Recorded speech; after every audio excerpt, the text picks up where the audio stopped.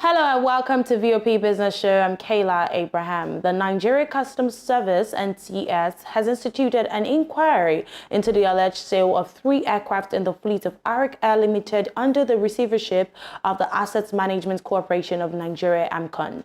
The deal is estimated to be around $40 million, while the management of the airline admitted that it was cooperating with the NCS to provide details on the alleged aircraft sale. It, however, stated that the controversial airplanes were taken over by their foreign owners who decided to sell them to new operators. NCS invited the management of Arik Air over the alleged cannibalization of V3 aircraft and subsequent re-exportation of the same machines. The document advised the management of Arik Air to come to the CIU headquarters for clarification. AMCON, however, stated that it was cooperating with NCS on its investigation on the controversial aircraft. In what may appear as an unfolding development, AMCON claimed that the 3 companies owned by the founder of Arik Air, Johnson Arumemi Akide, owed it a total of 400 billion naira in debt before the takeover. The corporation also debunked the claim that it engaged in the illegal sale of 3 aircraft and spare parts belonging to Arik Air after it took over the airline 7 years ago. The Nigerian Deposit Insurance Corporation (NDIC) has disbursed a cumulative insured 1.084 billion naira to 29,573 depositors as of September 22 this year.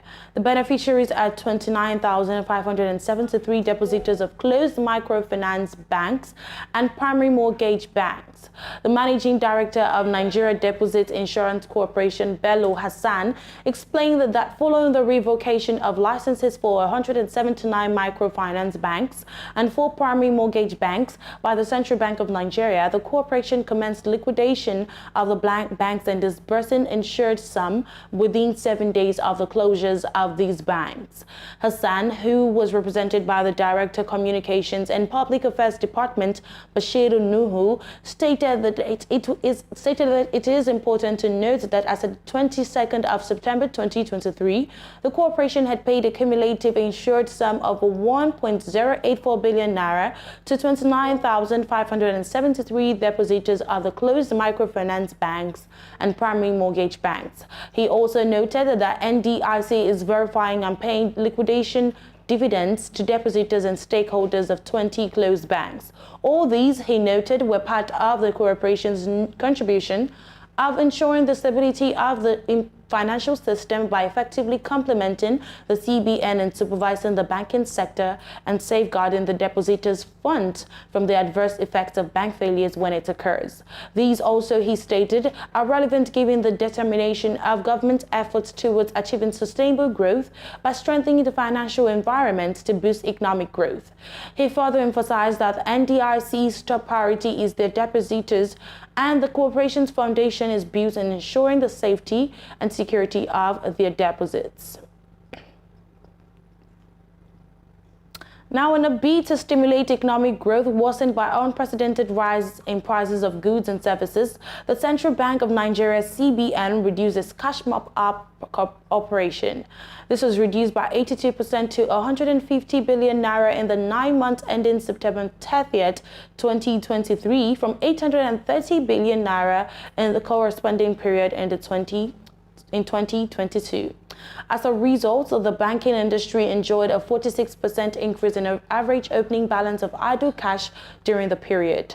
As part of its money supply management functions, the CBN occasionally injects cash into the banking system through the sale or repayment of open market operations, OMO, treasury bills, TBs.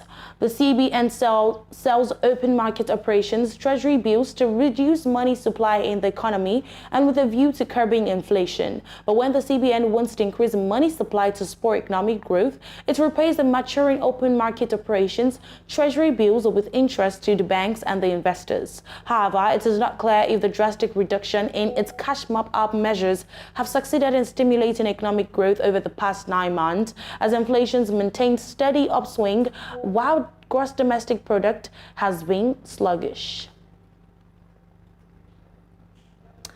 Now, the federal government, through the Association of Power Generation Companies, has grown the power capacity of the national grid from 13,000 megawatts recorded a few years ago to about 14,000 megawatts. Association of Power Generation Companies Executive Secretary Dr. Joy Ogaji stated that electricity generation capacity to the national grid has increased to almost 14,000 megawatts. Dr. Ogaji explained that the increase was brought about due to the addition of a $1.3 billion Niger State-based 700 megawatts Zungeru hydroelectric plant, which came on stream in the second quarter of the year. The federal government had in February announced the Mainstream Energy Solution Limited as the preferred bidder for the concession of the plant. The company had offered a fee of $700 million per year for a period of 30 years to operate the plant. Despite the 14,000 megawatts claimed by Ogaji, the records of the Nigerian electricity system operator showed that the latest on-grid peak power generation was 4,803.60 megawatts.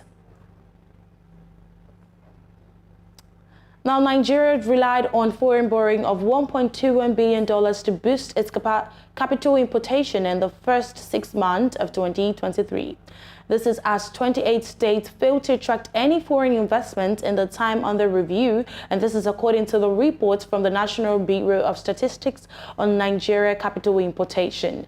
In 2023, total capital importation dropped by 30.42% year-on-year in the first half of 2023 to $2.16 billion from $3.11 billion from the corresponding period of 2022.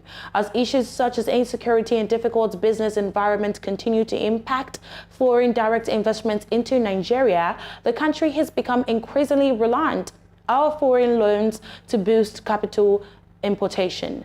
Foreign investment in terms of loans grew by 17.43% to $1.21 billion in the first half of 2023 from $1.03 billion as of corresponding period of 2022. Recently, the World Bank stated that foreign direct investment into Nigeria has fallen because of limited forex availability, security concerns, and other structural challenges. Now, the figures obtained from the Central Bank of Nigeria has revealed that Nigeria's external reserves fell by $841.75 million between July and September. The CBN revealed in its report on the movement of external reserves that the reserves, which stood at $34.07 billion as of July 7, 2023, fell to $33.23 billion as of October 5, 2023. External reserves fell by $2.85 billion in the first half of 2023 due to external debt finance, among other challenges. According to the CBN had earlier revealed that the reserves, which commenced January 3, 2023 at $37.07 billion, fell to $34.22 billion as of the end of June 26, 2023. Now, the exchange rate between the Naira and the US dollar, according to the data released on the FMDQ Security Exchange, the official forex trading portal, showed that the Naira opened at 766.82 Naira per dollar on Friday and closed at 741.85 Naira per dollar on Friday, October 6th, of that same day. That's all on the VOP Business Show and VOP TV. We would like you to subscribe and engage us on YouTube. It is Voice of the People TV and on other social media platforms at VOP TV Live. I'm Kayla Abraham. Thanks for watching.